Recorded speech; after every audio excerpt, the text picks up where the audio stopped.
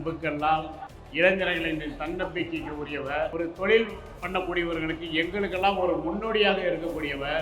அப்பேற்பட்ட ஒரு மாமனிதருக்கு இன்று பிறந்த நாள். இந்த விழா நடந்து கொண்டிருக்கின்ற உங்கள் அனைவருக்கும் எங்கள் சேலம் மாறார் அன்பு தொழிலாளர் சார்பாக வாழ்த்துக்களை தெரிவித்துக் கொள்கின்றோம்.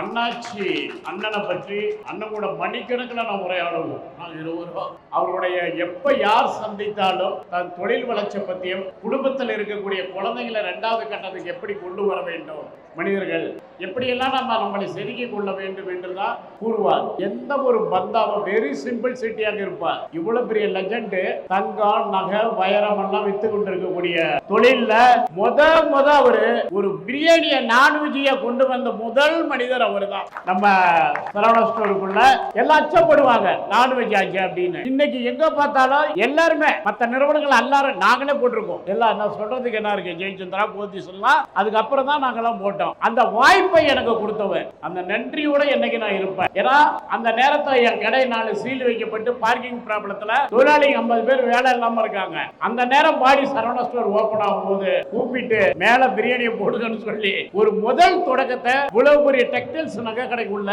கொண்டு வந்த ஒரு தைரியமான ஒரு சிங்க மகன் அவர் என்றுதான் சொல்லுவேன்.